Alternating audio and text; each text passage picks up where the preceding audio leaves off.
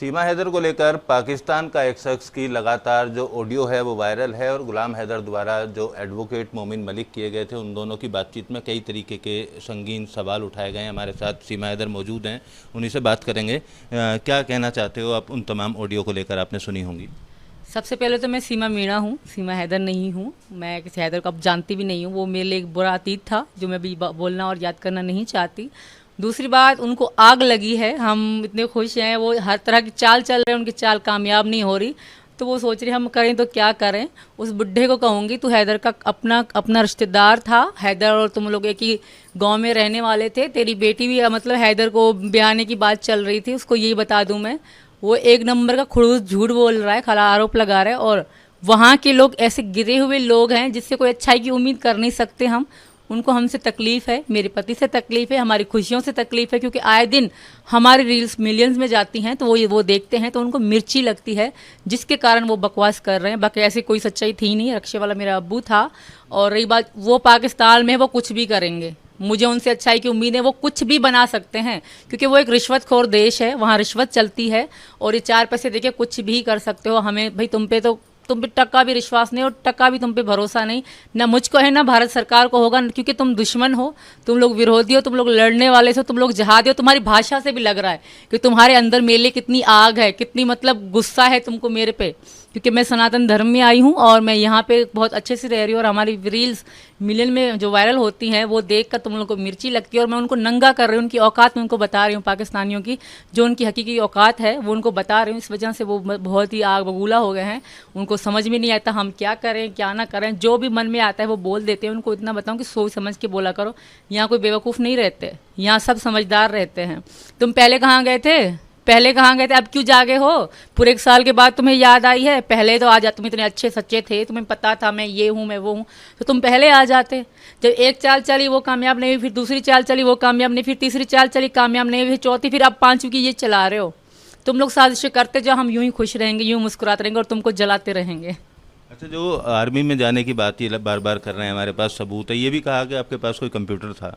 मेरे पास ज़िंदगी में मैंने कंप्यूटर देखा नहीं, न छुआ है। पूरी लाइफ टाइम में बताऊं, ज़िंदगी में सिर्फ ये मोबाइल जो एंड्रॉयड हैं यही चलाए हैं हमने। कभी भी ना कंप्यूटर देखा, ना एलसीडी भी कभी हमने देखी है। एलसीडी मैंने यहाँ पे आकर ली थी, हमने छोटी सी टीवी होती थी वहाँ पाकिस्तान में हमारे पास, और ये मोबाइल एंड्रॉयड मोबाइल होते थे। कंप्यूटर कभी ना चलाया है, ना देखा है, ना कभी यूज़ करना ज़िंदगी में मुझे आता है। वो लोग बकवास कर रहे हैं आरोप, मुझे अपने बच्चों से ही टाइम नहीं था ज़िंदगी में से, कुछ और तो बाद में करते। कंप्यूटर तो बाद में, ये थोड़ा बहुत पबजी खेलते थे वो बच्चे घर में, मैं काम काज करते हुए खेलते थे। बाकी ऐसा कंप्यूटर ये चीज़ें हम कभी ज़िंदगी में चलाई है, ना कभी चलाने थे, ना कभी मेरे पास थे भी। सही। पबजी को लेकर भी वो कह रहा है कि अगर आप खिलवा कर देखोगे पबजी खेलना आता ही नहीं है, सीमा को वो बेकार की कहानी बना रही है। मुझे टॉप की पबजी खेलना आती है, हर सेटिंग आती है। 3 तरह की सेटिंग होती है पबजी का। आपके पबजी से लिंकेड कोई भी आप सवाल करोगे पबजी लाइट से लिंकेड, मैं उसका जवाब बहुत आसानी से दे सकती हूँ, क्योंकि मैं पबजी बहुत अच्छे से खेलती हूँ, दिन रात खेलती थी। मेरी पबजी के जो 3 आइडियाँ थी, तीनों आइडियों के लेवल थे 73, 71, 70। और 70 लेवल तक पहुँचने के लिए आपको लगातार खेलना पड़ता है, लगातार खेलना पड़ता है तब, क्योंकि 20-21 तक तो लेवल तो बहुत ईजी से आ जाते हैं, पर वहाँ से आगे तक के लिए बहुत ही ज़्यादा खेलना पड़ता है जब हम आगे लेवल तक पहुँचते हैं। जी। रिक्शा वाला का जो जिक्र कर रहे हैं, कोई नाम ले रहे हैं कि उस नाम का आदमी है, वो उसके बाद से दिखाई नहीं दे रहा, उसी से आप कैंट में जाते थे। कोई भी नहीं कह सकता कि इस तरह के नाम पाकिस्तान में होंगे। पाकिस्तान के नाम मुस्लिम नाम होते हैं या अलग नाम, अगर हिंदू 1-2 हैं उनके भी नाम अलग, करण, अर्जुन, इस टाइप के होते हैं। पर ये जो नाम बता रही, तो नाम का कोई शख्स का हम पता भी नहीं है। मेरे अब्बू गुलाम रज़ा थे, उनका ऑटो ज़रूर था। वो कभी हमें आइसक्रीम खिलाने ले जाते थे बाहर ऐसे, मतलब वहाँ पे वो है पहलवान गोट गांव शहर है छोटा सा, हरमपुर से भिटैयाबाद से पास में पहलवान गोट शहर है। वहाँ बच्चों को थोड़ा झूला वूला खिलाने के लिए मैं और अब्बू के रक्षे पे जाते थे। थोड़ी सी दूरी पे, 1 किलोमीटर की दूरी पे, बस वहीं पे। और ज़िंदगी में किसी का रक्षा भी नहीं, ना हम कभी बाहर भी गए हैं। और जो मेरी कुछ फ़ोटो हैं जो मेरी मतलब बाहर निकलने की, वो हैदर के तलाक के बाद मैं 1-2 बार अब्बू के साथ बच्चों को लेके गई थी, वही फ़ोटो हैं। और ये बकवास करते हैं, पता नहीं कैसी ऐसी एडिटिंग करके दिखा, कहते हैं ये तो ये है, ये तो ये है। तुम लोग को शर्म नहीं आती? मैं पाकिस्तान की बेटी तो हूँ, फिर भी इतने गंदे गंदे आरोप लगाते हैं मुझ पर। तो उनको कुछ सोचना चाहिए। और मेरी भारत सरकार से हाथ दो जोड़ के रिक्वेस्ट है कि इन लोगों पे जांच बिठाई जाए जो इस तरह की बकवास कर रहे हैं। मैं भी एक औरत हूँ, यहाँ महिलाओं की, औरतों की बहुत ही सम्मान इज्जत होती है, यहाँ देवी माना जाता है, तो मेरी भी इज्जत सम्मान का थोड़ा सा ध्यान रखा जाए। जिस तरह यूट्यूब पे बैठ के सरेआम मोमिन मलिक, गुलाम हैदर, कुछ और अन्य यूट्यूबर हमें बुरा भला कहते हैं। मैं धन्यवाद करना चाहूँगी अपने भाई डॉक्टर AP सिंह का। कहते हैं जिस तरह द्रौपदी जी का चीरहरण हो रहा था तो कृष्ण जी को उन्होंने बुलाया और कृष्ण जी उनकी मदद कर रहे, उस तरह मेरे भाई डॉक्टर AP सिंह मेरी ज़िंदगी में कृष्ण जी का रोल अदा कर रहे हैं। लोग मुझ पे गंदगी फैला रहे हैं और मुझे वो बचा रहे हैं। तो मैं अपने भाई का बहुत बहुत धन्यवाद करना चाहूँगी आपके चैनल के माध्यम से। वो पहाड़ बन के हमेशा मेरे दुख सुख में मेरा साथ देते हैं, उनका भी बहुत बहुत धन्यवाद करना चाहूँगी। कैंट में जाने वाली जो बात बार बार ये ऑडियो में कह रहा है कि आप 8 दिन 7 दिन वहाँ रहा करते थे, क्या रिश्ता था कैंट में? कौन आपके जानने वाले थे? कैंट में कोई भी रिश्तेदार नहीं था। मेरा चाचा फौज में बताया जा रहा है, वो हमसे पैदा होने से पहले फौज में थे। वो अभी रिटायर भी हो चुके होंगे। वो इस्लामाबाद में करते थे। अब इस्लामाबाद कहाँ, कराची कहाँ? उनकी झूठ बोलने की हद तो देखिए आप। कहाँ इस्लामाबाद, कहाँ कराची? हम ना कभी इस्लामाबाद गई, ना मैं कभी लाहौर गई, ना मैं कभी दूसरा कोई पाकिस्तान का शहर देखा। कराची से जैकमाबाद और खैरपुर, इन 3 शहर के अलावा मैंने कहीं ज़िंदगी में कोई शहर भी पाकिस्तान का नहीं देखा। आप डेटा निकालिए, मैं अपना नंबर दे सकती हूँ। मेरे नंबर में वो सारी चीज़ें आ जाती है, ईजिली आ जाती है। वो मैंने दिए भी हैं, वो जो कह रहे हैं ITS में नंबर मेरे आज भी Gmail, फेसबुक, मैसेंजर, सब कुछ आज भी जाँच पे। मैंने खुद अपने हाथों से, हमने पूरी रात बैठ के उनको कंप्यूटर में लॉगिन कराए थे। आज भी जो मतलब ये लोग बकवास करेंगे ये झूठ है, हम इसकी ID हम पे डेटा है, हम पे रिकॉर्ड, तो दिखाओ। मेरे नाम से 1000 से ज़्यादा आइडियाँ हैं। आप फेसबुक पे सर्च करोगे ना, सीमा सचिन, में खुद अपनी ID, जब हमें किसी को फॉलो करवाते हैं ना यहाँ पे, तो हमें खुद की ID नहीं मिलती। इतने सीमा सचिन के नाम इतनी फेक अकाउंट है। तो वो कह रहा है कि सीमा सचिन की मेरे पास कॉल हिस्ट्री है, तो दिखाओ। मैं तो कह रही हूँ तुम दिखाओ, रिकॉर्डिंग भी होगी वो भी दिखाओ, मैं तुमसे बात कर रही होंगी। तो खरा सरासर बकवास कर रहे हैं। बिल्कुल आरोप लगाया जा रहा है उनकी तरफ से कि कोई व्हाट्सअप नंबर जो पाकिस्तान का था आपने यहाँ से भेजा, फिर वहाँ से कोड लिया, फिर व्हाट्सअप चलाया, इस तरीके की बात। ऐसा होता तो सब लोग ऐसे ही करते, सब लोग ऐसे ही करते। अच्छा, मतलब मेरे पास व्हाट्सअप है ही नहीं। मैं दिखाऊँ आपको, हमें 2 व्हाट्सअप है, एक सचिन के फ़ोन में व्हाट्सअप है, एक मेरे फ़ोन में व्हाट्सअप है। तो उनका व्हाट्सअप यहाँ कैसे चल सकता है?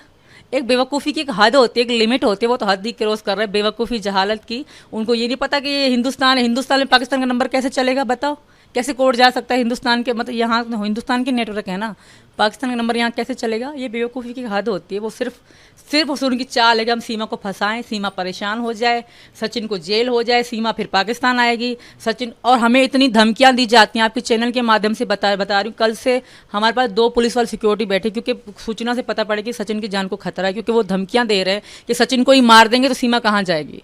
तो इनकी जान को खतरा है। ये लोग धमकियां, रेगुलर हमें धमकियां डरा धमका रहे हैं।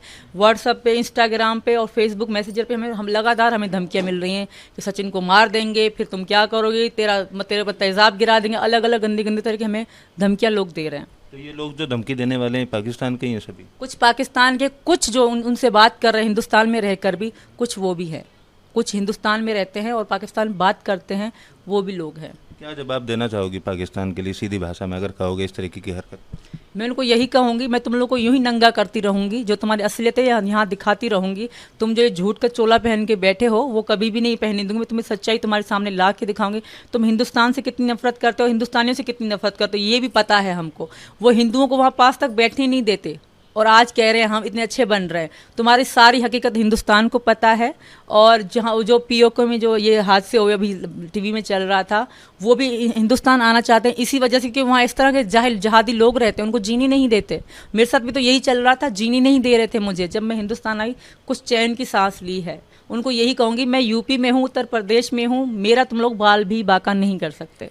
पहले भी आपका एक वीडियो वायरल कर दिया था मारपीट वाला, इस तरीके से लगातार वीडियो वायरल करे जा रहे हैं, क्या मकसद लगता है? उनका एक ही मकसद है, हमें परेशान करना, सचिन जी को परेशान करना, मेरी मीना फैमिली को परेशान करना और मुझे पाकिस्तान, बच्चों को पाकिस्तान वापस ले जाना, और हमें कड़ी से कड़ी सज़ा देना चाहते हैं। एक कोर्ट में भी केस डाला हुआ है मोमिन मलिक ने, 27 तारीख को आप लोगों की पेशी है उसमें, क्या लगता है केस में कितना दम होगा उसमें? देखिए, अभी तक तो नोटिस हमें आया नहीं है, जब नोटिस आएगा तो हम देख लेंगे। भाई मेरी भी तो सुनेंगी अदालतें, भारत की अदालतें मेरी भी तो सुनेंगी। मुझ पर जुल्म किए गए, मुझ पर अत्याचार किए गए, मुझे दुखी परेशान किया गया, फिर यूं ही छोड़ दिया गया 4 बच्चे देकर। तभी मैं इतनी अकेली हो गई। फिर मेरे अब्बू मेरे साथ है, उनकी डेथ हुई, फिर मैं यहाँ आई। जो मेरे साथ बुरा सलूक हुआ है वो मैं उनको दिखा तो नहीं सकती, क्योंकि प्रूफ मेरे पाकिस्तान में है और पाकिस्तान का एक एक व्यक्ति मेरे खिलाफ है। मैं बता तो सकती हूँ कि हाँ ऐसा मेरे साथ हुआ था, समझा तो सकती हूँ कि ये जगह पे ये चीज़ें मेरे साथ हुई थी। तो मुझे भी अदालतों पे विश्वास है, मेरे बच्चों की सुनी जाएगी। हमें यूं ही पाकिस्तानियों के कहने पे हमें कोई सज़ा नहीं मिलेगी, क्योंकि भारत सरकार इंसाफ करती है। यहाँ सब सत्य की जीत होती है, सत्य विजेता होता है। तो हमें भी विश्वास है, हम भी लड़ेंगे केस। बार बार गुलाम हैदर इस बात को कहता है जब भी वो मीडिया के सामने आए या सोशल मीडिया पे आए कि मैंने तलाक नहीं दिया है और हिंदू धर्म अपना लिया है, मेरे नाबालिग बच्चों को हिंदू धर्म अपना लिया है। इसी को आधार बनाकर केस डाला गया है। देखिए, पहली पत्नी को उसने तलाक दिया, उसका तलाकनामा कहाँ है? तलाक ये ऐसे 3 तलाक एक इंसान 2 इंसान के सामने बैठ के दे देते हैं और औरत को फ्री कर देते हैं, खुद आज़ाद हो जाते हैं। इन्हीं शुरू से लेके रीत रिवाज चलता आया है। ऐसा नहीं कि अनोखी मेरी तलाक ऐसे हुई है, सबकी बहुत सारे वहाँ मिसालें हैं जिनकी तलाक, उसकी पहली पत्नी को तलाक दी, कोई तलाकनामा नहीं है। ये हमेशा से शुरू से लेके चलता आ रहा है, यूं ही तलाक दे दी, निकाल दी। तो इसमें प्रूफ की कोई बात ही नहीं। पाकिस्तान में एक ही प्रूफ बोलूँगी कि 3 तलाक आज भी चल रही हैं। तो कोई भी आदमी किसी भी समय तलाक देके पत्नी को घर से निकाल देता, आज भी चल रही हैं। प्रूव ये रही बात बच्चों की, तो बच्चे मेरे हैं, इन्होंने हमें छोड़ दिया था, मेरे बच्चों को मुझे यूं ही छोड़ दिया था। उसके बाद जब मैं अकेली थी, फिर सचिन मेरी ज़िंदगी में आए, फिर कुछ सनातन धर्म की चीज़ें मुझे सचिन जी ने बताई, मैंने देखी। हालांकि कृष्ण जी को मैं शुरू से लेके ही मतलब मुझे चाहती थी, मुझे कृष्ण जी अच्छे लगते थे। उनकी एक राधा कृष्ण सीरियल चलता था, उसमें मुझे बहुत ही ज़्यादा उनकी स्टोरी अच्छी लगती थी। फिर मेरे ज़्यादा पता नहीं कि उनसे बहुत ज़्यादा मतलब अटैचमेंट हो गया, बहुत मैं चाहती बस सारा दिन कृष्ण राधा कृष्ण जी की मैं वो भजन सुनती थी। उसके बाद मेरी तय कर लिया कि मैं अब हिंदू बनना है मुझे, कुछ भी। पाकिस्तान की बात है, यहाँ की नहीं। पाकिस्तान में मैं हिंदू बनी, पाकिस्तान में बच्चों के नाम चेंज किए, राज, परी, प्रियंका, मुन्नी, और उसके बाद हम यहाँ आए। उसके 3-4 महीने बाद हम यहाँ आए, फिर हमने नेपाल में शादी करी। उसके बाद फिर मैं वापस गई, फिर मेरी मांग में सिंदूर, गले में मंगलसूत्र, बहुत सारी रीलें जो डेट के साथ पाकिस्तान में पड़ी हुई है, वो सब थी। उसके बाद फिर मैं इंडिया आई। अब ये जो ऑडियो में बोलने वाला शख्स है, इसको क्या कहोगे आप सीधी भाषा में? इसको यूं ही कहूँगी, मैंने कहा तुमको नंगा करके दिखाऊंगी मैं।